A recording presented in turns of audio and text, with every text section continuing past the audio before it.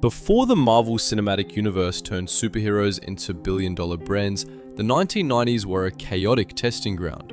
Studios didn't know what audiences wanted: camp or grit, comic books or noir, rubber suits or existential dread. So they tried everything. It was an era before shared universes, before post-credit teasers, before every hero needed a tragic backstory approved by focus groups. The results were bizarre, brilliant, and sometimes downright embarrassing, but they were also fearless. These films came from a time when superhero movies weren't safe bets.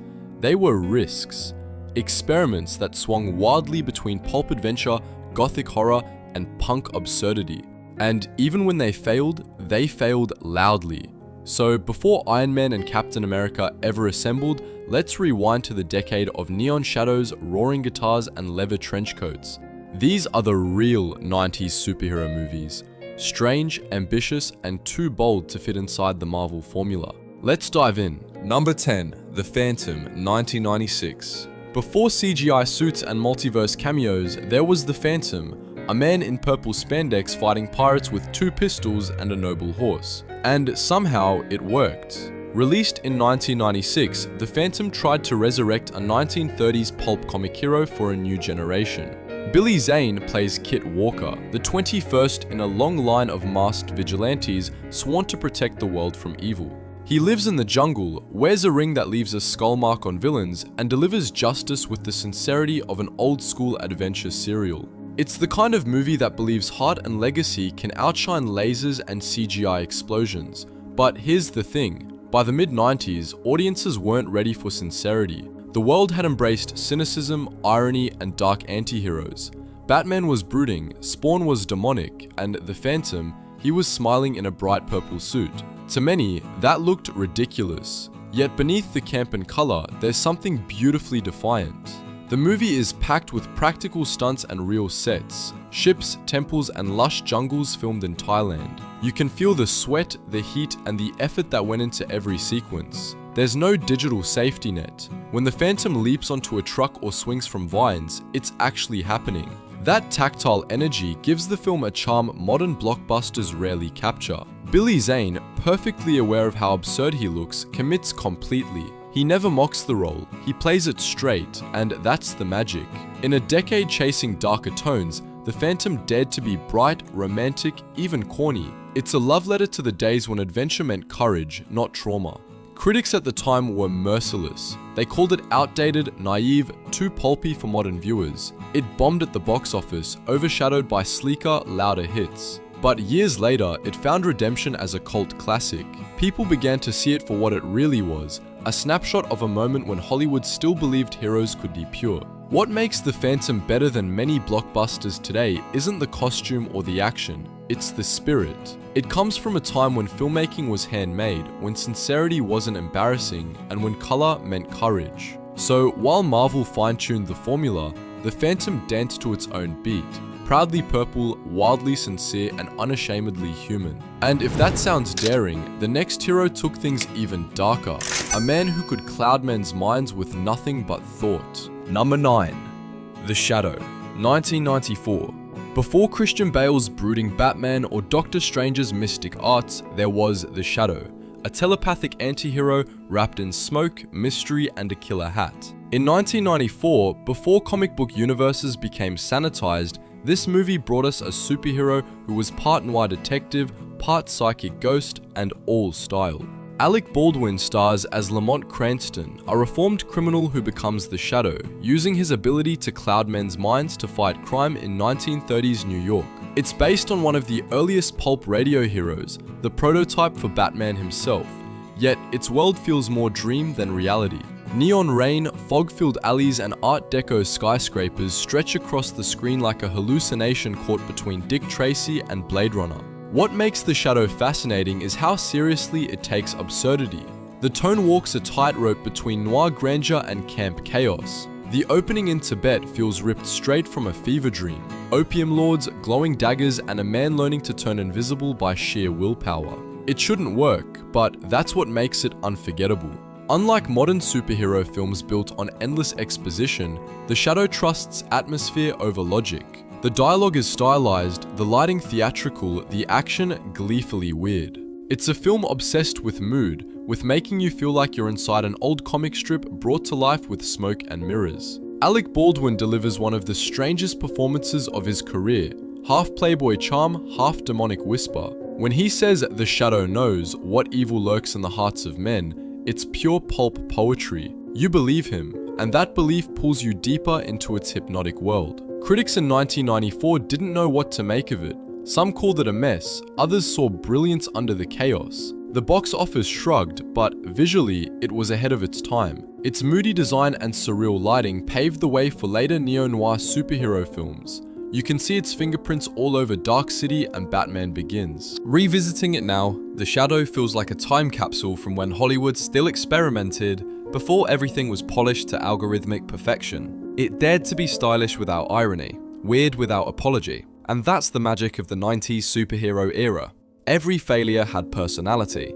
Every misfire had soul. So while today's heroes fight cosmic wars in multiverses, The Shadow fought a quieter battle, the war within a man's mind. But if Baldwin's psychic vigilante blurred the line between hero and monster, the next film took flight, literally, with jetpacks, Art Deco, and pure Golden Age optimism. Number 8. The Rocketeer, 1991. Before Tony Stark built his first suit in a cave, there was The Rocketeer, a pilot with a jetpack, a leather jacket, and a dream. Released in 1991, this film was Disney's bold attempt to turn a niche comic into a high-flying blockbuster, long before superhero movies ruled the box office. Set in 1938 Los Angeles, The Rocketeer follows stunt pilot Cliff Secord, who accidentally discovers a stolen jetpack built by none other than Howard Hughes. Soon, he's soaring through the skies, chased by gangsters, FBI agents, and even Nazis disguised as Hollywood stars. The plot sounds pulpy, and it is, but the execution is pure movie magic. Director Joe Johnston, who would later bring Captain America: The First Avenger to life, packed the movie with Golden Age heart. Every frame glows with nostalgia, the gleam of the jetpack, the golden California sunlight, and a hero who fights evil simply because it's the right thing to do. There's no cosmic destiny or tragic origin story here, just courage, romance, and a little rocket fuel. What makes The Rocketeer special isn't just its charm, it's how sincere that charm is. The film believes in decency, adventure, and the kind of heroism that doesn't need irony to survive. Billy Campbell plays Cliff as an everyman who's brave but not perfect. Jennifer Connelly shines as Jenny, his aspiring actress girlfriend who's far more than a damsel. She's his anchor to reality in a world of spectacle. The visual effects, all practical and handcrafted, still hold up today. Miniature planes, real explosions, and wire-assisted stunts give the action a physical thrill CGI can't match. When the Rocketeer blasts off for the first time, smoke trailing, wind howling, it's impossible not to feel that childlike awe. But timing doomed it. In 1991, audiences weren't sure what to do with a superhero who smiled. Batman had already gone dark, and studios were chasing edgier tones. Disney expected a franchise. Instead, they got a cult classic. Critics praised its style, but called it old-fashioned, which, in hindsight, is exactly what makes it beautiful. 3 decades later, The Rocketeer feels like the missing link between Indiana Jones and the Marvel era. A film that showed you could mix pulp energy with heartfelt sincerity. It didn't predict the MCU, but it whispered something truer. That heroes don't have to be gods. Sometimes they're just people brave enough to strap on a jetpack and try. And if The Rocketeer celebrated pure-hearted adventure, the next movie threw that optimism into the fire, literally, to create one of the darkest, strangest revenge stories ever filmed. Number 7. Darkman, 1990.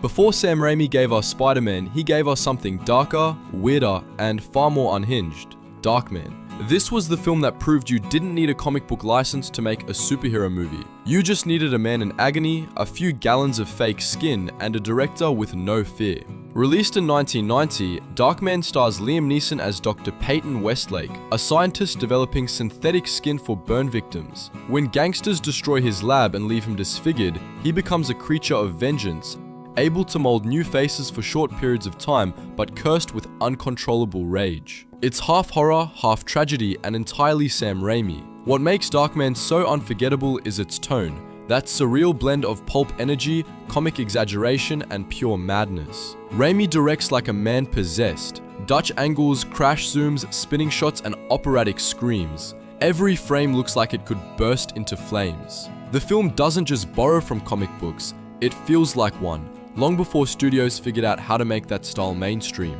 And yet, under all that chaos lies something deeply human. Peyton isn't a god or a billionaire, he's a broken man trying to rebuild himself. Literally. His new identity is made of lies and pain, but his heart still beats for love and justice. That emotional rawness sets Darkman apart from its slicker descendants. Liam Neeson plays the role with heartbreaking sincerity, long before he became Hollywood's go-to action father. You can feel his torment in every scream, every desperate attempt to hold on to his lost humanity. Frances McDormand as his love interest Julie adds real gravity, a rare emotional anchor in a film full of insanity. Critics in 1990 didn't quite know what to call it. Too violent for kids, too absurd for adults, too original to fit in a box. But that was the point. Darkman lived between genres. A Frankenstein story wrapped in superhero tropes stitched together with horror, tragedy, and Raimi's manic imagination. The film made enough money to spawn 2 sequels and quietly pave the way for Spider-Man a decade later. You can see Raimi testing everything. The moral dilemmas, the swinging camera shots, the idea that heroes are defined by sacrifice, not power. Today, Darkman feels like the missing DNA of modern superhero cinema. Messy, emotional, and entirely handcrafted. It's a reminder that imperfection can be power. And if Darkman showed us what happens when science turns into obsession, the next film took that fear and plunged it straight into hell, where vengeance wore a cape and justice burned in fire. Number 6. Spawn 1997.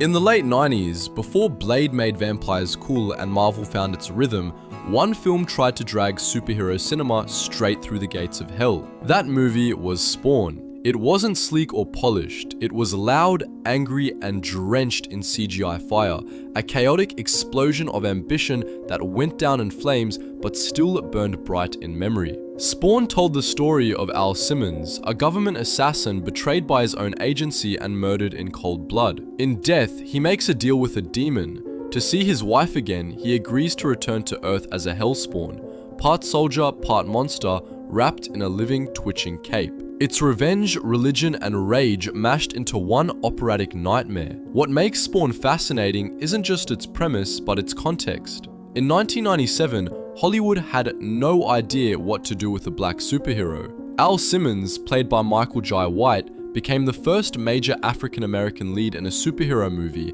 and that alone was revolutionary. But instead of celebrating him, studios buried him under bad effects and an avalanche of noise. Still, beneath the chaos, Spawn dared to say something. It's a story about damnation and choice, about a man torn between serving hell or saving what's left of his soul. The themes of guilt, systemic corruption, and moral decay hit harder than people realized. Even its villain, the clown played by John Leguizamo, feels like a grotesque parody of America's love for violence and spectacle. And the visuals? Wild. The CGI cape looked like liquid nightmare, the hellscapes looked like PlayStation cutscenes, but for all its flaws, Spawn had style. It wanted to shock, to disgust, to do something new. You can almost feel the filmmakers reaching for greatness with bare hands. In an age before digital precision, they built hell out of rubber, latex, and raw imagination. Critics tore it apart, calling it ugly and incoherent. Yet, for a generation of young viewers, Spawn was unforgettable, a film that looked nothing like the shiny heroism of Superman or Batman. It was punk rock in comic book form, loud, messy, and unfiltered. Over time, it became a cult relic, loved for its ambition and energy more than its execution. You can trace its influence through darker anti-heroes that came later. From Blade to Venom to Hellboy, Spawn walked so that they could run. Today, it stands as a monument to excess, proof that sometimes even a beautiful failure can change the game. And if Spawn was a descent into hell, the next film climbed right back out into the rain-soaked rooftops of gothic tragedy, where love and vengeance shared the same wings. Number 5. The Crow, 1994. Before comic book movies became safe, one film proved that a superhero story could bleed. The Crow. Released in 1994, it's not just a film, it's a ghost story wrapped in leather and grief. A tragedy on screen and off, it remains one of the most haunting superhero tales ever made. Brandon Lee plays Eric Draven, a musician murdered alongside his fiancée by a gang on Devil's Night. 1 year later, he rises from the grave, guided by a supernatural crow to exact revenge on those who destroyed his life. It's part gothic fairy tale, part punk rock requiem, and every frame feels like pain turned into poetry. What makes The Crow different from any superhero movie before or since is its sincerity. There are no jokes, no postmodern irony, just raw emotion and rain-soaked vengeance. The film's world is drenched in darkness, not stylized darkness, but the kind that feels real, born of loss and love that won't die. Director Alex Proyas paints his city like a nightmare opera. Neon reflections, perpetual rain, and the endless echo of guitar strings. The cinematography feels alive with rage and romance. It's not a city to save, it's a wound to heal. Then there's Brandon Lee. His performance is electric, wild, graceful, and painfully human. Tragically, Lee died in an on-set accident before filming was complete, making the movie's themes of resurrection eerily prophetic. What you see on screen isn't just acting, it's an artist leaving behind his final heartbeat. Critics were stunned. What could have been another B-movie revenge flick became a cultural phenomenon. The Crow tapped into the spirit of the 90s underground, a generation caught between cynicism and yearning. The soundtrack, packed with Nine Inch Nails and The Cure, became a time capsule of grunge and sorrow. Beyond its aesthetic, The Crow redefined what a superhero could be. It wasn't about saving the world, it was about saving yourself from grief. Eric Draven wasn't a symbol of justice, he was a symbol of memory, a reminder that love outlasts even death. Modern blockbusters rarely dare to feel this personal. Everything now is polished, optimized, safe.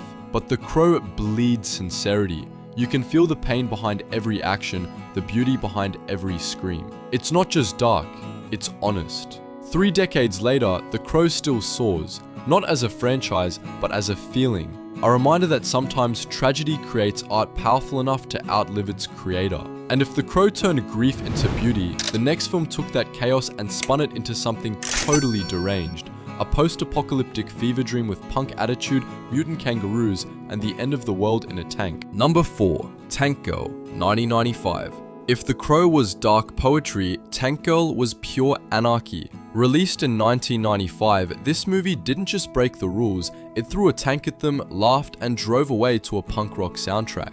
Based on the British underground comic by Jamie Hewlett, who later co-created Gorillaz, Tank Girl stars Laurie Petty as Rebecca, a chaos-loving outlaw surviving in a post-apocalyptic wasteland where water is controlled by a greedy megacorporation. She drinks beer, fires rockets, and flirts with mutant kangaroos. It's as insane as it sounds, and that's exactly the point. What makes Tank Girl unforgettable is that it doesn't try to be cool. It is cool, but by accident, through attitude alone. Every frame looks like it was spray painted on a bathroom wall. The film bursts with color, comic panels, hand-drawn animation, and deliberately messy edits. Director Rachel Talalay didn't make a superhero movie, she made a riot on film. And Laurie Petty, she is Tank Girl. Manic, funny, unfiltered, and completely free. Her performance feels like a middle finger to every serious male hero of the 90s. She talks fast, fights dirty, and refuses to be sexy in the way studios wanted.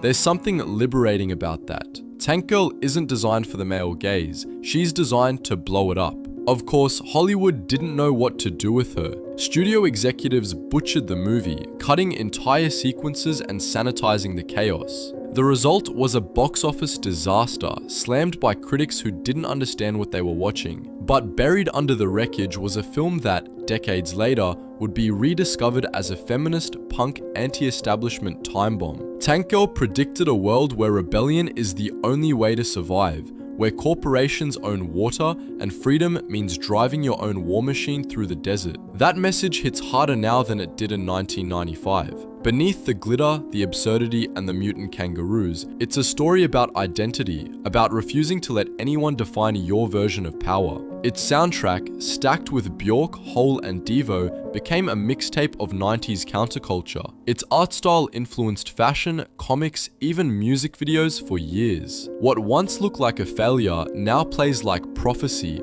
a chaotic blueprint for everything from Mad Max Fury Road to Birds of Prey. Tank Girl wasn't made for everyone. It was made for anyone who ever wanted to smash the system with a grin. And if Tank Girl was rebellion on wheels, the next film strapped on a sword and turned rebellion into something sleek, silent, and dangerously cool. A vampire hunter who brought the night to life. Number 3. Blade, 1998. Before X-Men United and Iron Man took flight, there was Blade, the film that quietly saved superhero cinema. No capes, no jokes, no apologies. Just a man in black leather slicing through vampires with a samurai sword and attitude sharp enough to draw blood. Released in 1998, Blade was based on a little-known Marvel comic. The studio didn't expect much, but when Wesley Snipes walked on screen, cold, precise, and radiating danger, everything changed. This wasn't the bright, toy-friendly hero of the 90s. This was urban myth, hip-hop gothic action choreography fused with nightclub rhythm. The film opens with an immortal scene, a secret rave in an underground slaughterhouse. Blood rains from the sprinklers as techno pounds and dancers scream. Then Blade steps through the carnage, black coat flowing, silver sword gleaming, and for the first time, superhero cinema felt cool. Not camp, not self-conscious, effortlessly cool. Director Stephen Norrington and screenwriter David S. Goyer built a world that blended horror, martial arts, and cyberpunk energy. Their vampires were club kids with fangs, CEOs with blood addictions, monsters wearing Armani. And Blade stood between them and humanity, half human himself, forever at war with what he is. That internal conflict gives Blade its bite. Beneath the gunfights and bloodshed is a story about identity, about a man who hunts the very thing inside him. Wesley Snipes plays it with terrifying control, his stoicism masking constant pain. He's not quippy or charming, he's tragic. Every swing of the sword is both vengeance and survival. The fight choreography was revolutionary. Long takes, real martial arts form, wirework before it became cliche. Even the CGI, crude by modern standards, feels gritty and tactile because the film commits to its style. There's rhythm to the violence, beauty in precision. Critics didn't expect it to succeed, but audiences did. Blade made over $130 million worldwide and proved R-rated superhero films could draw crowds. Without it, there might never have been X-Men, Deadpool, or even The Dark Knight. It showed studios that comic book stories could live in shadows, not just sunshine. And let's talk about Wesley Snipes. His charisma, his timing, his physicality. He didn't just play Blade, he defined him. Every hero after, from Neo in The Matrix to Marvel's own Black Panther, owes a little debt to that precision, that presence, that refusal to compromise. Over 25 years later, Blade still looks fierce. It doesn't beg for nostalgia, it demands respect. While modern blockbusters drown in CGI spectacle, Blade is pure craft. Tight editing, real choreography, and an unapologetic sense of style. If there's one truth it proved, it's this. Cool isn't about budget or branding, it's about conviction. And if Blade gave us sleek darkness, the next movie dove headfirst into gothic madness, where Christmas turned into a nightmare and Gotham became a circus of the damned. Number 2. Batman Returns, 1992. If the first Batman made the hero iconic, Batman Returns made him mythic. Released in 1992, Tim Burton's follow-up to his 1989 hit didn't just continue the story, it descended into the psyche of Gotham itself. What emerged wasn't a sequel, it was a fever dream. This is a superhero movie set at Christmas, but it's no holiday cheer.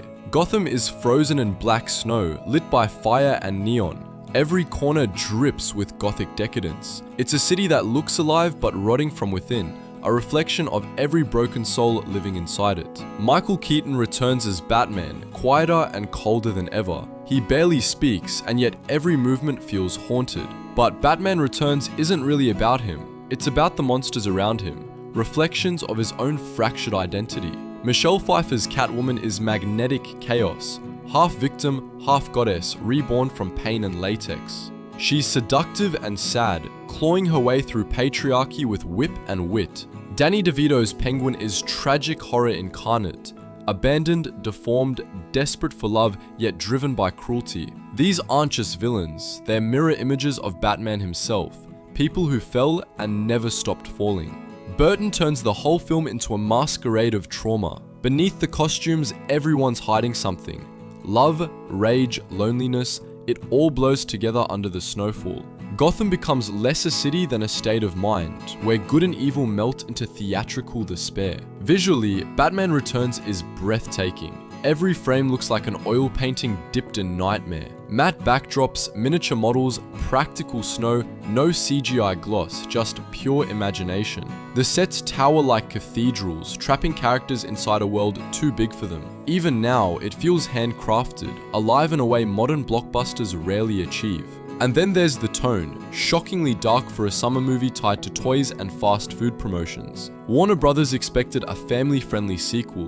Burton delivered an opera about loneliness, violence, and desire. Parents were horrified. McDonald's pulled the Happy Meal tie-ins. The studio panicked. But audiences who understood it, they saw a masterpiece hiding under the mask. Over time, Batman Returns became a cult legend, not for its explosions or gadgets, but for its atmosphere. It dared to be personal, expressionistic, weird. It was the moment superhero cinema flirted with art, and for once, the art won. What makes it better than so many blockbusters today is simple. It has a soul. A damaged one, yes, but an honest one. Batman Returns wasn't trying to sell you hope.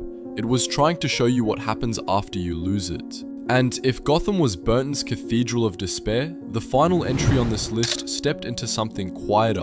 No masks, no capes, just a man discovering that being a hero might be his destiny all along. Number 1. Unbreakable, 2000. When Unbreakable arrived in theaters, no one knew it was a superhero movie. That's the brilliance of it. Released in 2000, just before Marvel rewrote the genre, M. Night Shyamalan's quiet, haunting film redefined what a hero story could be. It asked not, what if you had powers, but what if you were chosen for a purpose you didn't want? Bruce Willis plays David Dunn, an ordinary man who survives a catastrophic train crash without a scratch. He's not a soldier, not a billionaire, not even particularly confident. He's just alive.